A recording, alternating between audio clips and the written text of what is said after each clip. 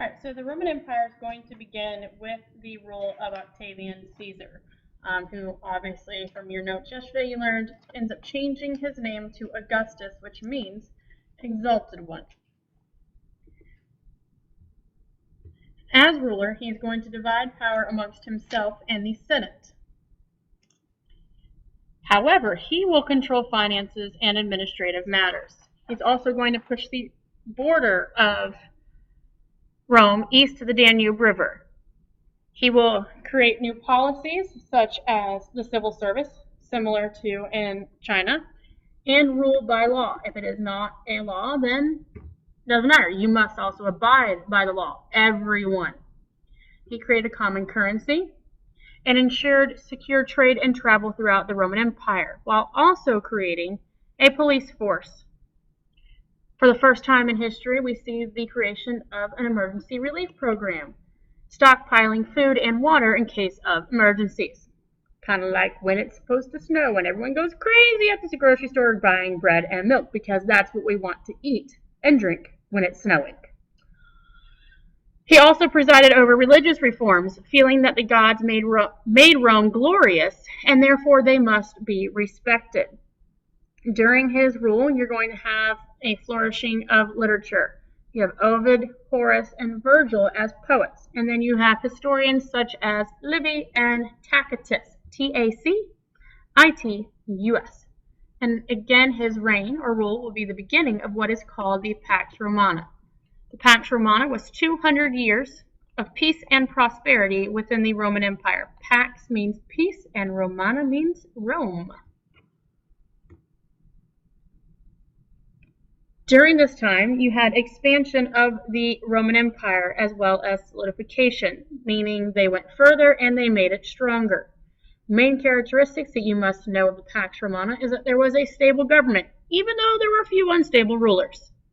There's a strong legal system, and trade flourished, and as such, peace was created. Not a whole lot of fighting going on. Maintaining order. Government maintained order by enforcing the laws for everyone. There was no special privileges. Rome was divided up into provinces ruled by governors even though the emperor had ultimate control. And they also made sure to have military on the borders of Rome to defend it from nomadic tribes.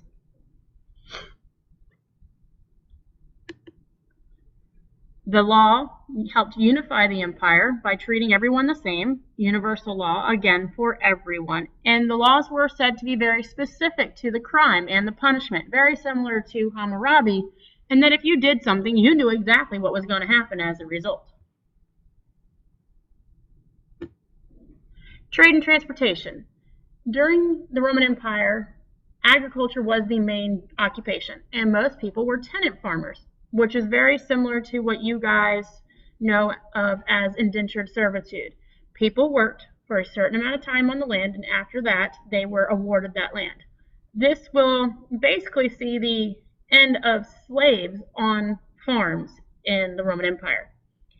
Manufacturing will also increase due to the trade aspect. You have outside resources, Italy, Gaul, and Spain, Gaul being modern-day France.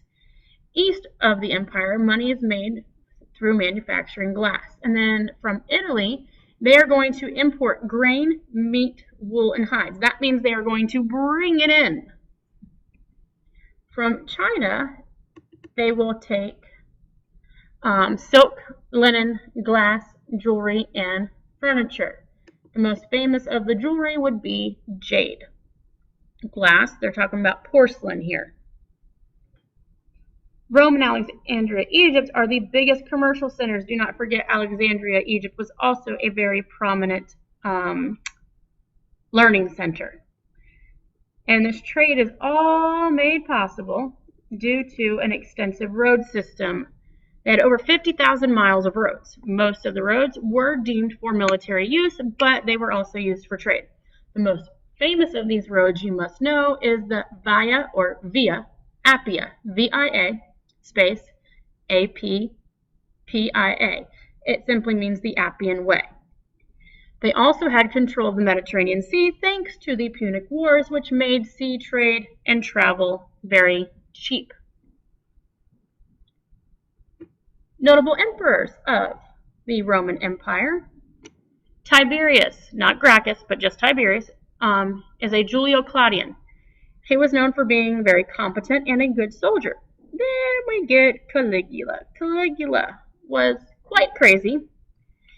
He appointed his horse as a consul member. So the person that's supposed to help control the government for that 1-year term, yeah, he didn't trust anyone, but he trusted his horse, so he made his horse consul. He also tried and failed at many attacks. He was so crazy that he actually thought that Poseidon was attacking him and ordered his soldiers to attack the sea. Nero, also in my opinion quite crazy, burned portions of Rome, and as Rome burned, he sat watching playing music, like only a crazy person would. He blamed it on the Jews, and primarily the Jews he's talking about are the ones that were Christians. Christianity was an early sect or branch of Judaism. He also set Christians on fire and used them as candles. He also put them on top of the Colosseum and set them on fire to use them as stadium lights. Like if you want to go watch football, you need lights. 5 good emperors that you must know. Nerva, who continued with Julius Caesar's tradition and adopted his heir. Trajan, who is known for adding a large amount of territory to the Roman Empire, such as Romania, Armenia, Mesopotamia, and the Sinai Peninsula. He also is going to continue with some of Augustus's programs, such as social welfare. He will revitalize the building programs as well. Hadrian. Hadrian will reorganize the government because he thought the empire was too large. As a result, he's like, you know what, we don't need all these places. Let's just get rid of some of them. He also built fortifications or walls to protect the provinces, most notably Hadrian's Wall, that's spelt wrong, Hadrian's Wall, which is located in England. The purpose of Hadrian's Wall was to keep the Saxons out.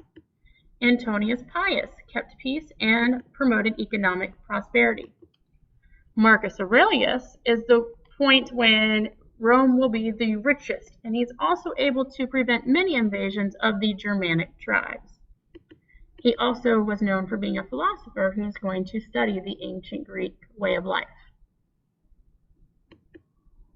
Impacts of the Pax Romana. These are straight from the SOL. Economic. They established a uniform system of currency which will help expand trade. They also guaranteed safe travel and trade on the roads and promoted prosperity and stability. Social. There's stability back with the social classes, and family becomes the emphasis again. And there's, again, the creation of the civil service for politics and the uniform system of law where each law applies to each citizen equally.